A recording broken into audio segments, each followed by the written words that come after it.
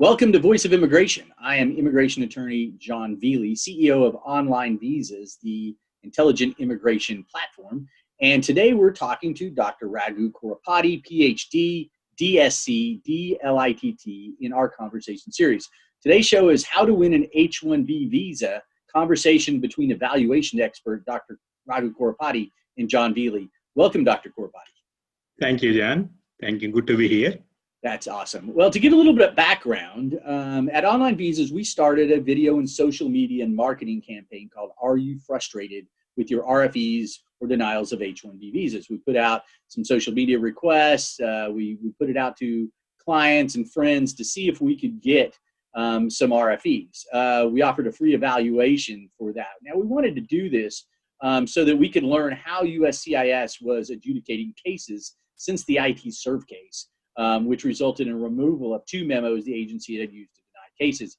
Luckily for us, we had at that point not received any RFEs, but when we did put this out, we started receiving one. And in this process, we received a case, and Dr. Korrapati had been an expert in one of these cases. And in that, we saw your excellent work.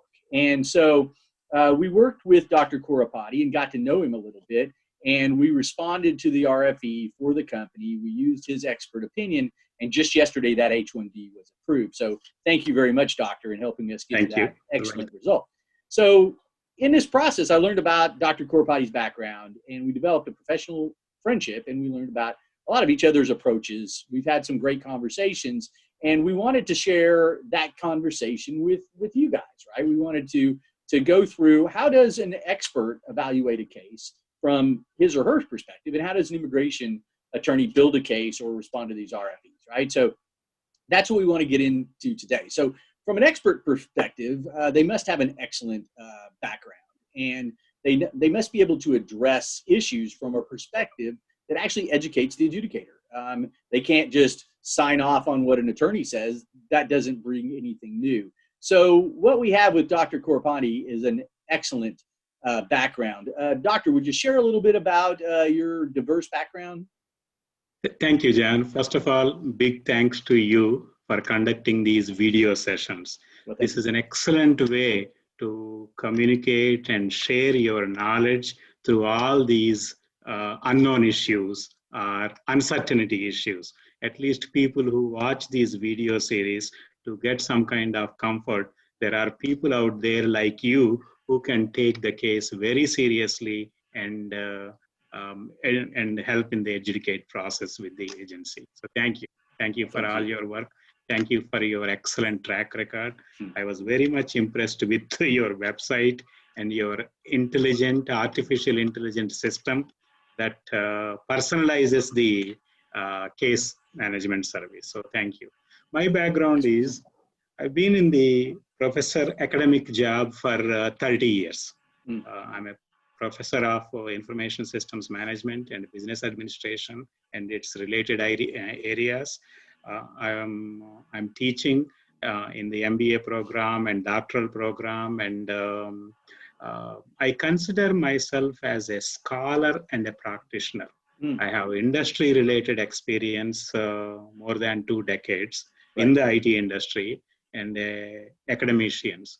I also am heavily certified in multiple technology areas, such as Microsoft certifications, IBM certifications, network certifications, financial certifications, etc.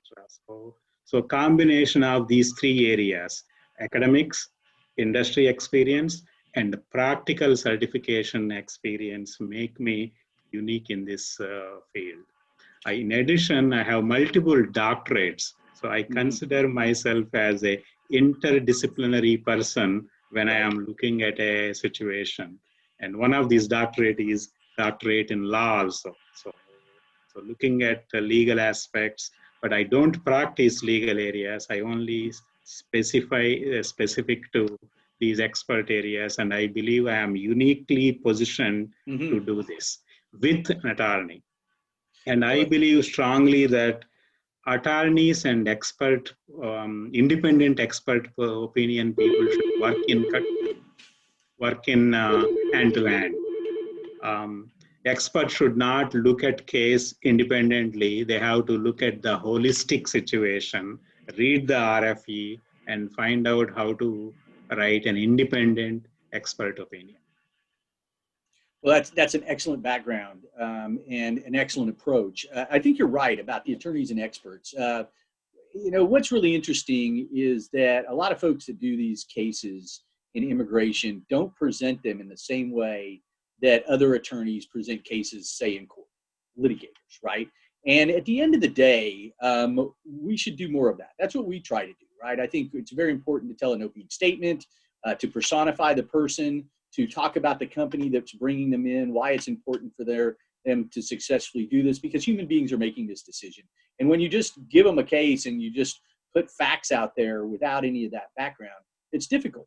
So with an expert, if we were, you know, going to court and you were on the stand as an expert, we would, one, have to indicate to the court and the jury why you were an expert, what your background is.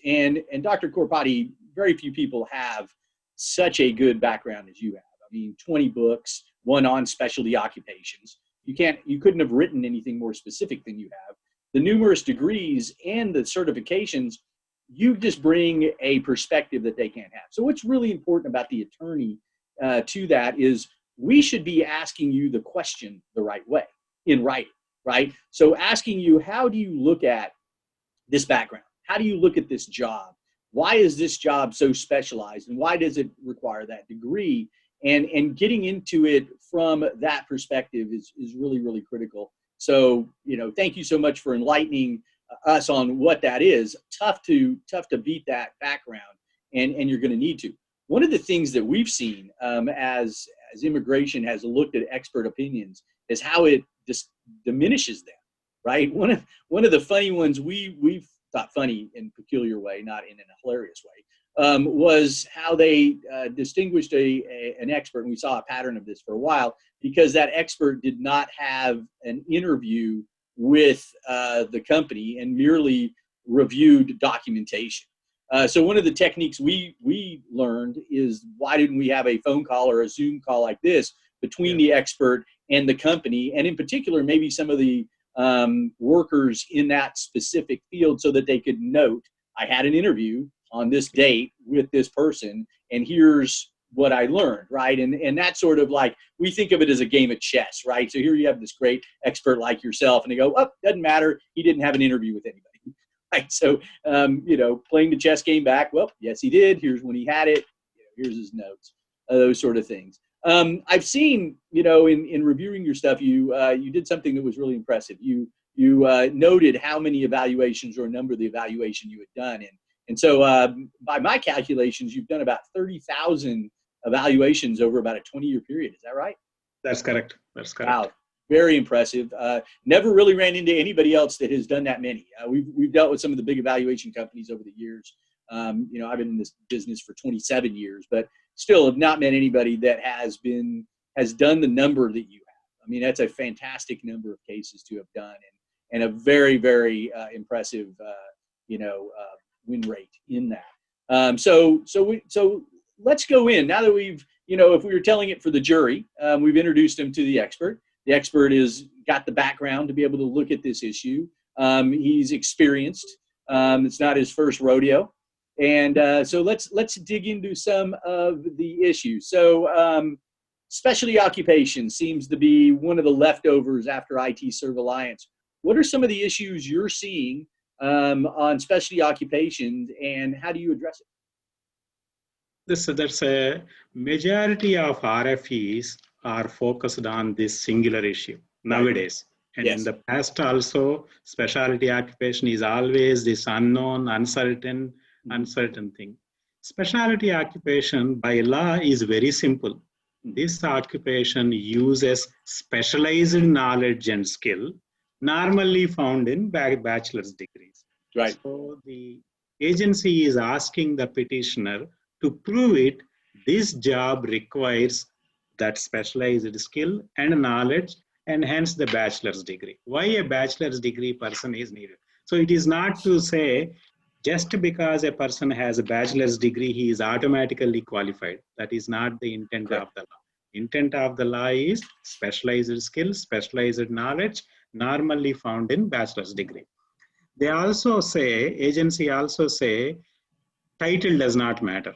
You can have any number of fancy titles, but title does not matter. Only job description matters. Right.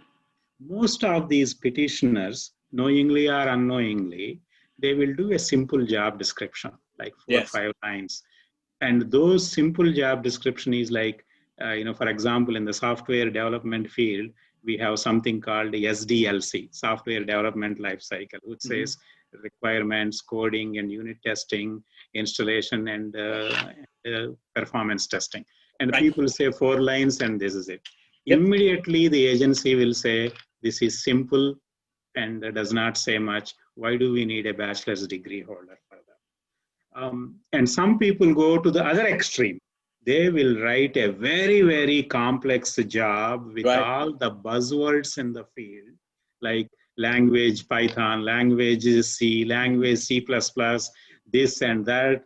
And a normal person would not be able to understand what this job description is saying. Right. So at one hand, it is not about title, it is about job description. It is about a detailed job description, typically more than a couple of pages. That's I always measure it. If it is less than 1-2 pages, people can say it is simple or is not complex enough. So normally more than a couple of pages, not simple, not vague, and has detailed description specific to the job. It should not use generic terms in the industry. If you go online and type software jobs, you will always find develop software programs, test software programs. That is not a job. So it should not be simple and vague. It should not be too complex. Somewhere in between, a layman should be able to understand what this job description is. In addition to this, every job description must contain what are the tools and methodologies they are using. They should have some kind of itinerary approach, like what does this person do on daily basis or weekly basis, which means what exactly this job divided into percentage of tasks. So at a minimum, if I have to summarize job description characteristics, it should be more than a couple of pages. It should be easily understandable to a layperson. It should really reflect the person's job, not from any internet job posting. And it should have tools and methodologies, and it should have percentage times and tasks. So that's interesting, your approach. Ours philosophically is the same, but our process is a little bit different. So it's pretty interesting. So our process, because we get these at the beginning and you're getting them when there's an RFE. And you're looking at what's already out there, although we have to solve those too. We'll ask for the job description. And when we look at the job description, the first thing we do is we look at the title. And then what we've discovered in the last couple of years is, how is immigration looking at this? So we used to use a database called ONET, right? And immigration determined, not without making a change in policy through the ways they typically do, like issuing a memo or anything like that, they just sort of told us through RFEs and denials, ONET is no longer an adequate database, right? That's what we always used to look at. You'd look at ONET, you'd say it would give at the bottom the percentage of people that had either a associate's degree, bachelor's degree, master's degree. And if it was a significant number of bachelor's degree and higher, you'd say, okay, this one meets it. It's real easy. Look at the math. Is it over 50, right? So then they said that you could only use the Occupational Outlook Handbook, the OOH.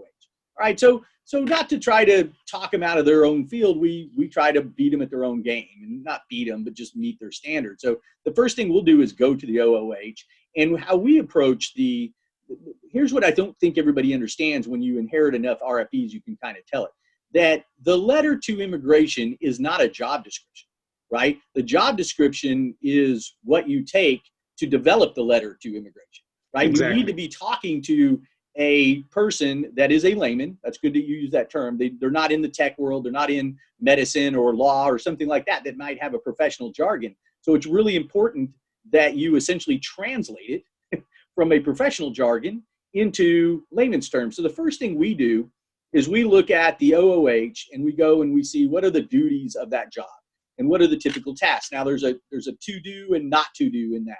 So what you should never do is take their duties and say, okay, here's our duties, because they'll say to you, you've constructed this. We know what the OOH says, and these are the OOH's things. But what you do is you look for similarities, right? So one of the things I see that it does, it divides it into components. So if you take a developer, for example, it might be research or analysis, then followed by design, then develop, then test, and then maintain, right? Those are the different components. So we start with, okay, of the job description, how can you put it into these components, right? Now, if it doesn't meet any of those components, you go back to your client and say, I think this is the wrong job description, or you go to the OOH for them and say, this is better in this. Don't try to call it this thing, especially don't try to call it this other thing if you're trying to make it a lower wage, which is what a lot of companies have tried to do. Let's call them this and pay them less, right? So in this case, find the job description that meets it, put it into those components. After we put it into the component of test or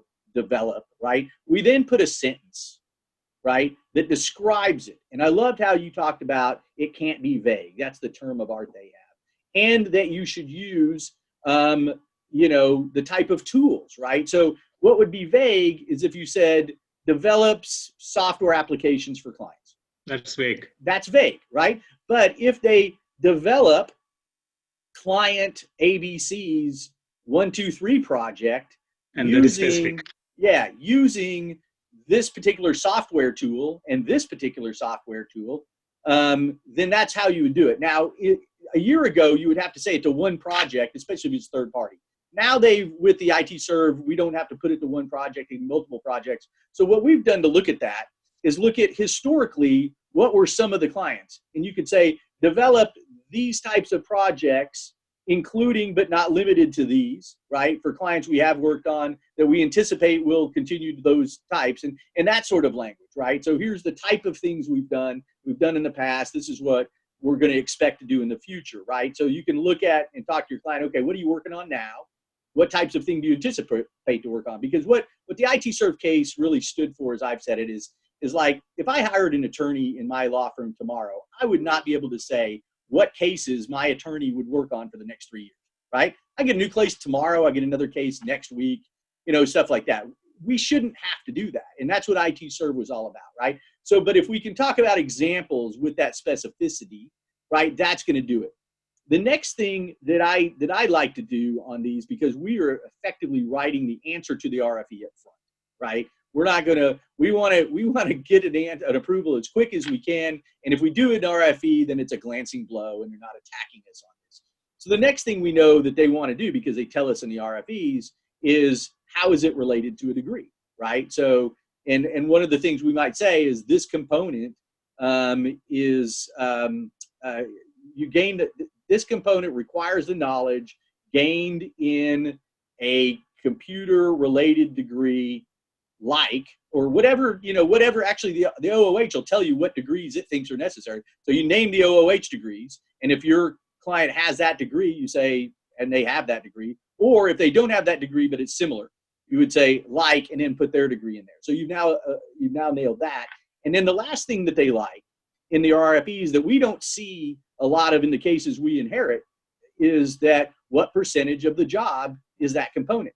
So if there's 5 components and we say, okay, this one or this component comprises 20% of the job, right? So these are the sort of things we like to do up front to address specifically what you just said. You were talking about it in approach. Yeah, this is where I think you are very special in this field, John. Oh, thank you, because sir. Most of the attorneys, they will simply use the job description from the support letter or just to use it because they feel, they're also right partially. It is done by petitioner and the beneficiary, so it must be valid. Whereas your approach is looking at the law, looking at the denials, looking at the RFE questions, help these people and give the job description consulting early in the life cycle. Yes. That is, I think, you are unique in that area. Well, we came to that, in a couple of ways, right? One is when if we got somebody else's RFE, we're lucky when they're vague because we don't have to contradict it, right? We'll say, okay, here's how it's done. And in those instances, we have a good chance. If if they identify things wrong, right? There's a lot of things you could get wrong on the specialty occupation one. One of it, when you're dealing with the staffing business model, right? Yeah. There's a petitioner, and then there's an end user. Sometimes there's a vendor or two in between, maybe even more. You have a number of different job descriptions, and if those job descriptions are inconsistent, then they'll play gotcha with you. And they say, well, the end user says that they're a developer, and you're calling them a test analyst. Then they'll go, that's contradictory, and you'll nail it. So I think it's really critical for us at the beginning of the case to see, are there any of those issues there? And the unfortunate thing is we see some companies that will stick it in there, many times not using an attorney at all. And then if it gets an RFE, they'll knock on our door and say, can you fix it? And they were like, yeah, but your LCA says one thing and your job description says another, and the user says a third, right? So these are the sort of things that are not really that hard to identify. There's not that many issues to look at. Thank you for identifying that we do that, but that's, it takes a little more work on the front end. Yeah, that is where you are different. I can say that while dealing with so many people. So the approach should be holistic approach, Jon. Bingo. Yeah. If I get an RFE and some job description, I will always ask, give me the support letter that you submitted first. Because if you do a brand new job description, which is exactly different than what was in support letter, this case is gone. Yep. So, and sometimes you get a client letter. So you always have to build a nexus between the support letter. Sometimes you have middle vendor letters. Sometimes the end client letter has only 3 sentences, 4 sentences, or no sentences. So you have to build that holistic relation. You cannot look at RFE by RFE or by the job description submitted by some. So I think that is where I like you guys' approach and looking at this holistic way and building that nexus and explaining from basic to where it is. And then when we identify those issues, that's how sometimes we need to get your help or an expert's help, right? And that's where, okay, we have a job that where I see where we need experts from time to time is it's a really unique job. Yeah. Or we're in a business, we're in an OOH job that or isn't listed on OOH, for example. And it's funny what's not there, because there's some really sophisticated jobs that aren't in there, like a software architect, for example. Yeah. Right? These are the ultimate developers, right? So you either have to say this is a senior developer or it's an architect, and then we need an expert to say this is why this is a sophisticated job and this is where it's there. And that's where guys like you have to dig into the job, the degrees they have, what the job does, what others in these jobs have done, maybe the type of sophisticated projects they're working on, all those things, right? So even the law is very clear on this 4 prongs approach on specialty application. Right. The law is very clear saying only one of the 4 prongs should be satisfied. Yeah, that was a big win in ITServe. First one is OOH, as you mentioned, occupational handbook. But sometimes there are engineers, others, software occupations, others classification where you have a bunch of subcodes in it. So there you may need an expert to validate exactly this job fits into one of those areas. We've used experts. We've used experts a lot on when you just have number 4. Number 4, number 4 is the specialized and unique knowledge. Yeah, what's different about this job from the others, right? And that's where an expert's almost always required. But sometimes that's all you have is, this is the job it is. It's not on OOH. Or the OOH says that it typically doesn't need a degree, but this one really does. Yeah. I can tell you an example that's really been a type of industry that's been hit hard has been coaches, right? Yeah. So, so we'll come in sometimes for athletic departments and things like that because H-1Bs are often done by universities. But when it comes to their athletic departments, number 1, they're autonomous. Number 2, their coaches are really important and it's different than what they deal with. So it's kind of funny. You got to like a coach, they say, look, a really great coach isn't because of a degree. It's because you've been a really great coach, right? And it sort of kind of countervalues it. Another thing, they're like, well, we want everybody that's coaching our university students or people getting a degree must have a degree. Well, that in itself doesn't get an H-1B. So we've used things like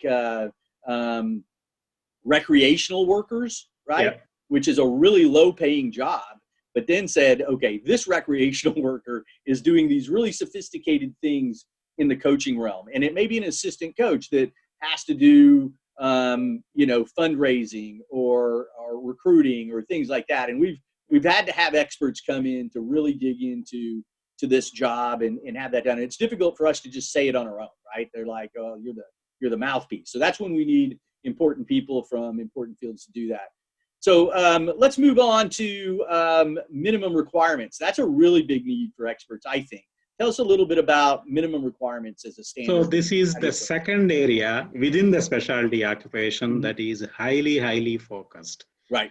People used to have a bunch of disciplines in the minimum requirement, things like bachelor's degree in physics, chemistry, science, engineering, or anyone in the world can be eligible for this job. Sure. But agency came back in last 2 years heavily focused on this and asking, justify how come a physics guy can do this job. Right. Or when you say comma engineering, this is one of the famous thing last year. Right. How can engineering has 24 disciplines like right. chemical engineering, plastic engineering, mechanical, civil, electrical, electronics, computer? How come all of the 24 disciplines of engineering can do this job? Right. So the problem is you cannot say at that time, oh, I made a mistake, here is the correct minimum requirement. Right, because what's on the record first time stays there. You can only explain it. You cannot delete the minimum requirements. Yeah. So in general, looking at various denials and approvals, in general, minimum requirements should be no more than 2 or 3 disciplines. Right. Like computer science, computer information systems, business analytics, whatever. Sometimes it is better to have one discipline, specific discipline to the specific job. Right. But petitioners want some flexibility there because they frequently hire 3 or 4 disciplined people like electronics engineers, computer engineers, computer science. So they want. So it is okay to have 2, 3 disciplines, but not more than 3 disciplines, what I have seen. But one of the discipline, whatever they mentioned on minimum requirement, beneficiary should have. Otherwise, you are contradicting, minimum requirements job, because they can say, yeah, I agree, this job requires these 3 disciplines, or these 3 discipline people can do this job, but beneficiaries don't have this job. Yeah, so where we see good cases that have that issue. Obviously, there's bad cases when someone's got an art history degree and they want to be a techie. But there's other cases where it makes sense. One of the ones that I find frustrating is when somebody has an MBA, right? Yeah. A very impressive degree, and they're coming in to do something right in that nexus between business and technology, right? So you can have an MBA, have the gift of gab and really comprehend this and how you, want to position a company, but you don't have the computer science degree. And somewhere you get some jobs like business analysts, right? Where business analysts are really at that nexus, right? So a computer science degree can make sense. A business degree can make sense. And we find immigration takes that, instead of saying that that's a good thing, they say it's a bad thing, right? They divide and conquer. And so that's where an expert can come in, really evaluate the background. Yeah, if you look at the history of computing and computer science, Jon, from 1970s or 60s even, computer science born out of physics, born out of electronics, electrical, the mathematics, more like so. So it is a combination of all those fields came as computer science. Right. And this is where sometimes the agency also makes I don't say mistakes, but they may also say this business analyst job needs to have a computer science guy. There is no such thing. I want to give these folks the benefit of the doubt, but you see enough of it. It doesn't look like a mistake as much as a designed denial, right? Yeah. So what can we say that can eliminate this visa, right? And how do we structure that argument in a way that you say, they give you the unanswerable questions, right? Yeah. So I think that's how we have to push back, right? We have to go get guys like you that understand, that can give this historical perspective and then dig into the technology. And then at the end of the day, why having an expert's important in that and not just arguing it as an attorney is that you've got to position it as if you're going to go to court, right? Exactly. So in the example that you mentioned, MBA guy is perfectly all right to do software job. We do it in the industry. We hire people because MBA teaches so many quantitative courses, such as operations research, such as linear programming, such as management information systems, such as system analysis design. All these are all well suited for software job. Only expert can extract the knowledge required out of the job description, then build a nexus map with the courses that they are they took. So that's and it's interesting. Again, you know, same results, little bit different process. What we do kind of for our degrees, if we think that's a question, is that we ask them for their transcripts, and we'll actually look through and pick out the classes that make sense from our layman's term, because we know an immigration officer is a layman too, right? Okay, here's a computer science class, here's an IT, and we'll say they had these, you know, 6 classes in their degree, or maybe they didn't major in it, but they had enough classes that we could say they gained the knowledge from these classes to do that, right? And so we've bridged that gap a few times successfully. At least it gives us something legitimate to argue. And so sometimes we'll need an expert to bolster that. Sometimes it's obvious enough, you know, in your initial one. And then if they kick it back, then we bring the expert in at that point. So that's I love it how, you know, we've gotten to our own conclusions kind of in our own ways, our own perspectives in our own fields. And that's really neat to hear. Okay, so let's move on to another issue, one that we think that has been a hot topic and a frustrating topic is the CPT, curricular practical training, and the OPT, optional practical training, you know, issues that have seemed to be hot in this year's request for evidence. Tell us a little bit about what you're seeing and how you're addressing those. So most of this year's RFEs are on maintenance of status and CPT, OPT analysis. Right. Within CPT, OPT, mainly on CPT analysis. As you have seen, those people who did not get their H1s picked up, they are doing second masters or in some cases even third masters. And they are on this curricular practical training, which means while they are getting educated, they are also working in the industry and they are learning both academics and practical knowledge together towards the degree, which is that's what the curricular practical training literally means. Here the questions coming back from agency, show me why CPT is required for this program and what is the evidence that CPT is directly related to the major area of the study. Right. And this is also where expert comes in, looks at the job description, extract the skills and knowledge out, map to their CPT program, looking at an employer agreement between CPT university and the employer, and also their course curricula, catalog, skills, and trying to say, yes, this academic program, the skills gaining from this program based on objectives and the goals of this program matches to this job description. So that is what we are looking, and we are getting good success rate on those CPT analysis. That's good to hear. We're seeing some kind of very frustrating questions. For example, if you have a client that got their CPT or OPT or received their CPT or OPT at a different company, right? And then you're seeing a question saying, please provide the agreement between that company and this university. And here you get a petitioner going, I'm not related to either of these, you know, and then, you know, not relying on the I-20 that lays out that it was certified, that it was signed by a university official, which is technically a DSO, a designated service officer. So this is a government, you know, appointment or designation of another agency officer making a call. And so here's USCIS making a petitioner prove that a U.S. government agency appointed person did their job, right?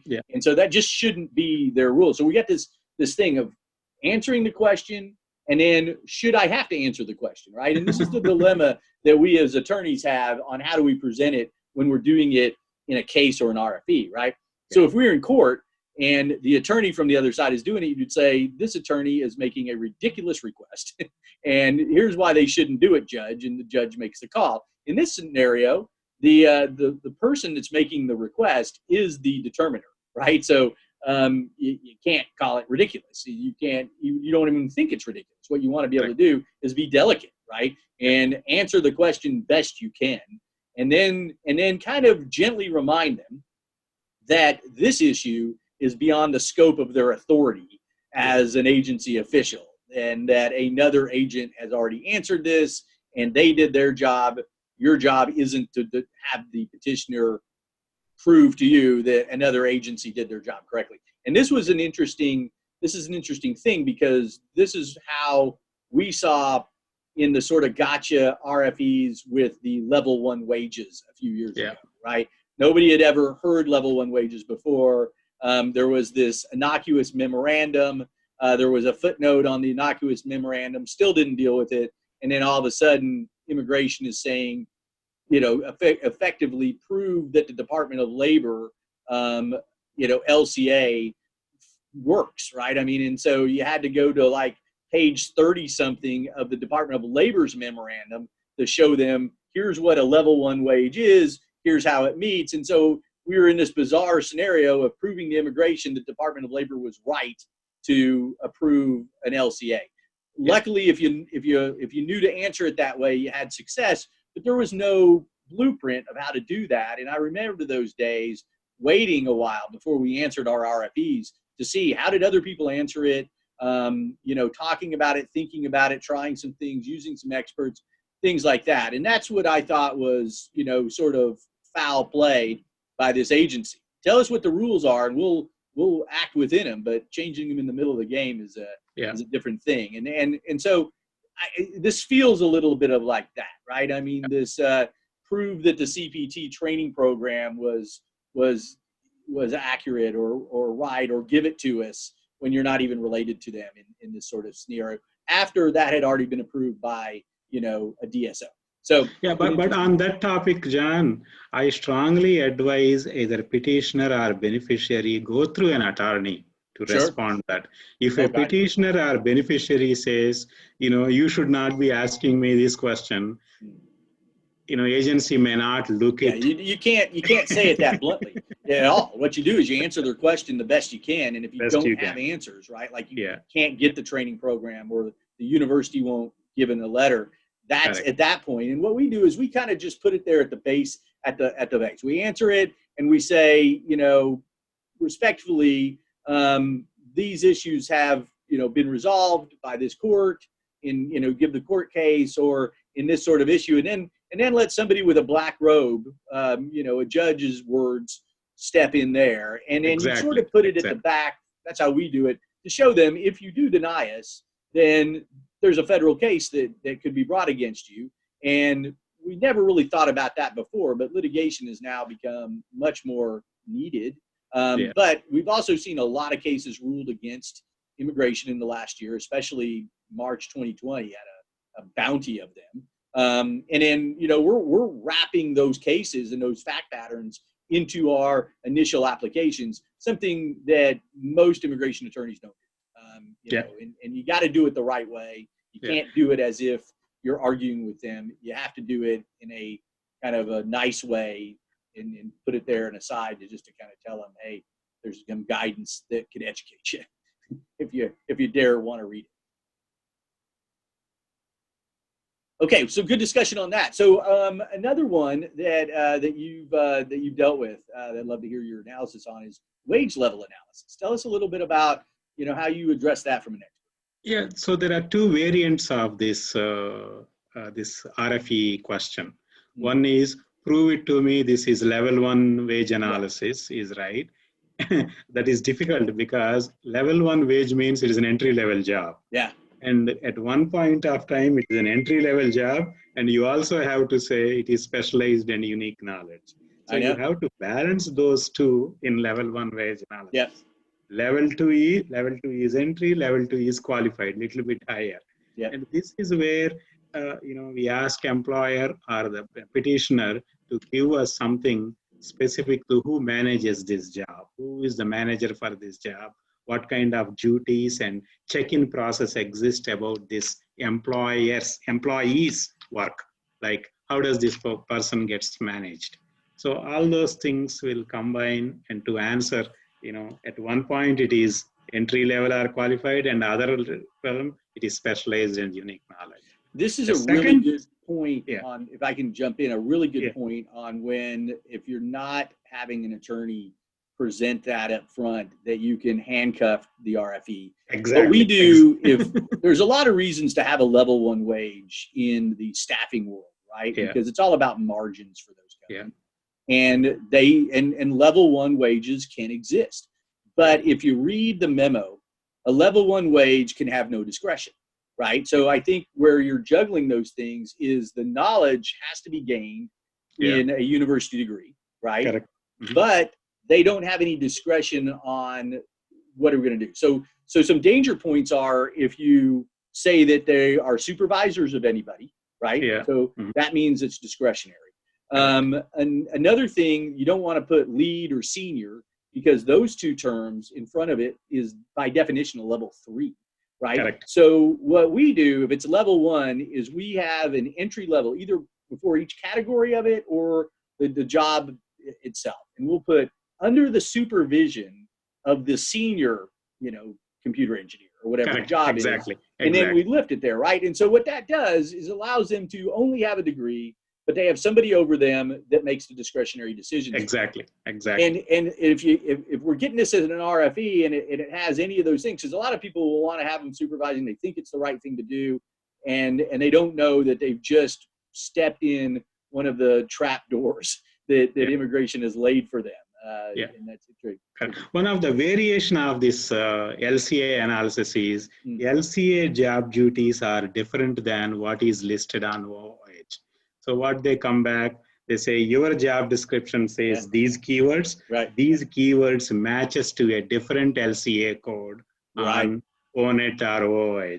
Yeah. And they say that means either LCA is wrong, send me an LCA, or justify this. So this you can't go back and create an LCA. You can't do a new LCA, right? I mean, that's it's the unanswerable question.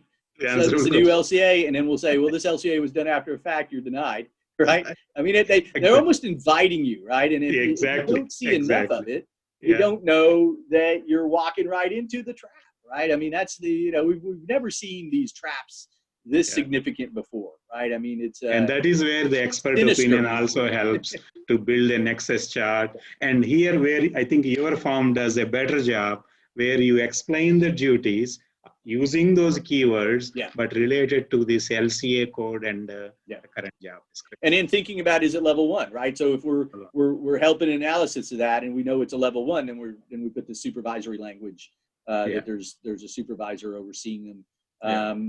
Those sorts of things, and that goes into also the whole supervisory nature is also important in the staffing world because of the right to control. Immigration lost those cases, but they're not happy about it, right? And so they're employee-employer relationships cases. They lost it there, so they're trying to bury. They'll sneak it back in under specialty occupation. That's our I guess fear. We haven't seen it on any of our cases in any of the ones we've had yet, but there's a way they can do it. And why I know this is because I read the language of each of the cases. The ITServe case, the IXC case, or was it? Yeah, IXC, that was in South Carolina, your home state, and the others. And I saw that the language in those cases was different than what the new memo says. The new memo isn't as tough on immigration as those cases were, right? And you could see that they are, you don't have to give itineraries and contracts, but if you do, we get to look at them, right? And what they're looking for is inconsistencies. What they're looking for is things like that. You could see kind of how they sprinkled it in there, some of their ways that they will use that memo to create RFEs and denials. So interesting scenario for sure. So a couple other things that are kind of current events in the H-1B analysis. One is the national interest exemption, right? And that is that the H-1B is now banned if you're outside of the United States. Meaning if you're inside the United States and you change your status from an F1 OPT or from one H-1B to another H-1B or any other visa to an H-1B, you're good. But if you're outside the United States, you got to get back in, and you can't get back in unless you get a national interest exemption. And they've created new criteria, right? So this is a subject of a case going on right now that the U.S. Chamber of Commerce in a manufacturing industry of some sorts is trying in the Northern District of California on how these new H-1B and L-1 regulations are tantamount to the president taking place of Congress. That usually it's not about requirement changes. Usually a national interest sort of issue has to do with foreign relations, and the type of proclamations we've seen in the past are, let's not let people in from these countries that we have some sort of problem with, right? We're at war with them. We have bad diplomacy with them. Or types of people like dictators or cyber terrorists or, people that are members of organizations like terrorist groups, things like that.